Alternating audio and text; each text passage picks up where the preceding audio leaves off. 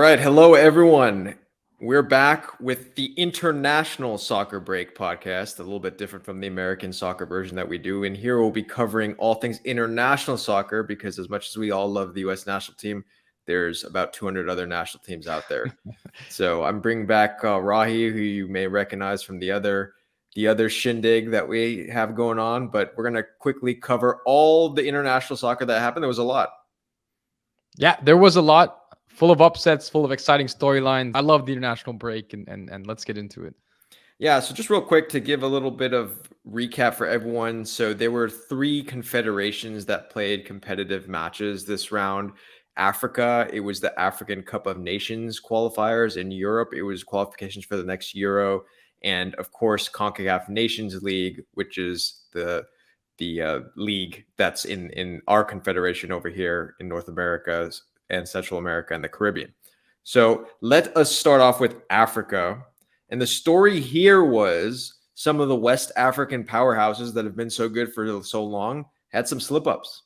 Yeah, and this is nothing new in this region. It's typical to see teams with good players, successful players, Nigeria in particular, slip up in these continental games.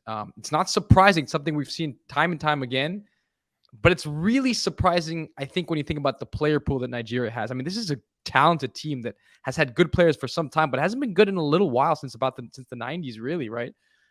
I mean, we've been watching Nigeria. We were a huge fan of the team, right? Yeah. I think they were your favorite team for a short amount of time. The first jersey I ever bought was a Super Eagles jersey, man. I love JJ Okocha, Sunday Olise. That was my team. I loved Nigeria.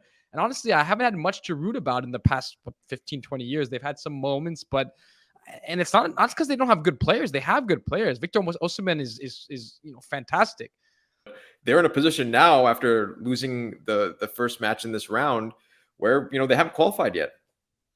Yeah, and look, it's the same a little bit for Cameroon with the slip up against Namibia, a game that they should win and they didn't. Ghana tying Angola. I don't know. I mean, the only teams that seem consistent are Senegal and Morocco now to some degree. Yeah, it's very strange because you look at Cameroon. I mean, this is a team that beat Brazil. This goalie that played in today's game and made actually a slight mistake, in my opinion, that allowed Namibia a second goal. He was playing and beating Brazil. Yeah. I mean, this is a Cameroon that beat Brazil in the World Cup, had a good World Cup. I don't know how this happens, but it seems to happen time and time again in this region.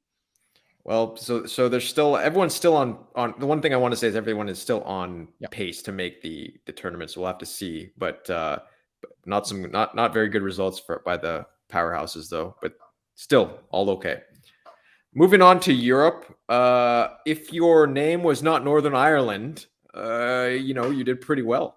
If you're a UK if you're in the UK, if your name is England, if your name is Scotland, if your name is Wales, you had a fantastic opening to qualifying for the Euros. And I want to talk Scotland because this is a team that has fervent support, has some good young players and playing at big clubs. And this is a team that I think their fans are aching for an opportunity to really show what they can do in a big tournament. And this was a huge result, beating Spain 2-0 at home. Hampden Park was buzzing, and they were the better team. They were the better team. They deserved this result. It's a huge result. I know it's early, but it looks like they have one foot in the Euros. I know it's really early, but it just feels that way. Yeah, and of course, England, I mean, we got to give credit to England. I think England's been super dominant for a while now. Yeah, I mean, this was, 2 fantastic results, beating Italy away, and then had a really dominant performance against Ukraine, where, I don't think Ukraine got out of their own half for most of this game. It was really impressive. England looks a team that's really playing well, and they look like they're pushing into the conversation for being one of the best in Europe alongside France. Yeah, and look, don't diminish what Wales has been able to accomplish. They're in a transition period now with Gareth Bale retiring, and they were able to nick a result in Croatia, getting the draw there, and taking care of business at home against Latvia. Yeah, it's team mentality. This is a team that always fights and finds a way. They did it against the U.S. in the World Cup, and they did it this time without Gareth Bale, as you said, and no business tying the game, and they found a way. Really impressed with the way that they come together and the way that they continue to fight. Yeah, so all good, in the UK, excluding Northern Ireland, of course, who didn't have the best have the best result against Finland. But moving forward, another team that's actually been pretty dominant is Hungary. I want to talk about this team. Yeah, this is a team that we've seen on the come up for some time. They had a fantastic Nations League, pummeled England, who we saw, a team that, that result looks super impressive now. They beat England twice, actually, in that Nations League. And it's a team full of talent. This is a team that's been coming for some time, and you feel they've had some good performances here and there. And you feel like they're ready to put it together in a big tournament. Yeah, I mean, there was the draw they had in the last Euros against France, and you thought, maybe, Yeah. okay, maybe this is an anomaly. But since then, they've been England, they've been Germany. They didn't have the best last qualification cycle, but maybe this is the one that they actually get it done and get through to the Euros. Um, finishing it off, I want to talk about, well, given what we're talking about, who are the new European stalwarts? I mean, I think England's pushing now the conversation to be in that group with France. France is number one still in Europe. And then England's a very close second. They played France very well in the World Cup. It was very tight. Could have gone either way. I think that's your 1 and 2 outright. And then your second tier is a little interesting because then it's a question of is Spain there? And Spain looks like they're struggling now. That's 2 poor performances under the new manager. Croatia's in that group, I think, certainly. I think Portugal's in that group, somewhat inconsistent from time to time, but they are a very good team. You have to say the Netherlands, even after that result against France. So that's, to me, that second tier perhaps. And then Germany will be the host. So what are we going to see from them? Who am I missing? Yeah, I would agree. I think it's after that second tier. You have Belgium as well, which as long as Lukaku's still playing and De Bruyne is still playing, they're still always going to be competitive. So I think you have your Netherlands, your Belgium, your Portugal. I'd say Croatia is firmly right there at the top of that, and of course Spain. You still have to keep Spain in there, and Italy as well. Yeah, we don't drop Spain after this result yet, do you think? What the thing about Spain is, there are always going to be days where this happens, but today, what's starting to happen more and more, right? I think that's the difference. Before, like, there was always a chance to go and tie Finland 1-1 or something because they couldn't score and stuff. But now, the teams are counterattacking and then they're winning games like this. So, all right, before we move on from Europe, I have to talk about this. This was the game of the entire round. Kazakhstan, Denmark. What a game. I mean, this is why you play it. This is why you talk about playing minnows or these wasted games. What a game. This was 2-0, looked dead in the water. Kazakhstan did, and a comeback for the ages, a performance for the ages. I mean, it's amazing. In front of their home fans too. I mean, you just see like the electricity in that stadium. This is what international soccer is about. I mean, like they score a wonder strike, absolute wonder strike to tie it up.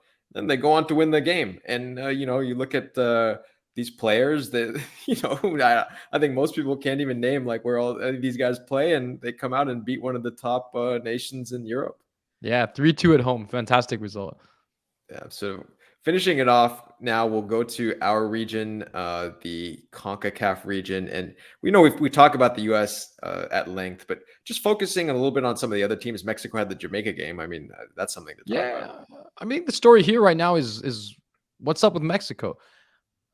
A poor performance in the World Cup. Now the tie at home in Azteca against the Jamaica side that they should beat. A lot of questions being asked about Mexico now, and you start to worry about the players coming through and where new talent's going to come through. Diego Lainez is fantastic, I think.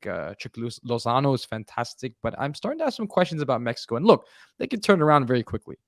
They have some opportunities against the U.S. coming up in the semifinals of the Nations League, so they have opportunities, but I'm starting to have real questions. Yeah, now with Canada winning, obviously they're getting through to the Nations League semis as well. Like, would you put Canada above the U.S. still? I wouldn't put them above the U.S. on talent. It's sort of one of the things you have to beat them. The U.S. has to beat them because the last 2 results we have are a tie at home against Canada and then a loss in Canada. But the World Cup, you look at the World Cup and you'd say, yeah, the U.S. is a better team. But they have to show it on the field. And Canada has a bit of an edge against us at the moment. Yeah, I think it's turning into a top rivalry. Yeah, rivalry for sure. Yeah. And it's made the region, I think, fun. I would say the U.S. I would say that the U.S. at this current juncture in time is the number 1 team, but like you said, they got to prove themselves against Mexico and Canada this summer. So we will see that. All right, always fun international break. We will get back to the club leagues and see how these players do, but we'll come to you every week with a specific focus on the national teams and, exciting stuff. Always exciting.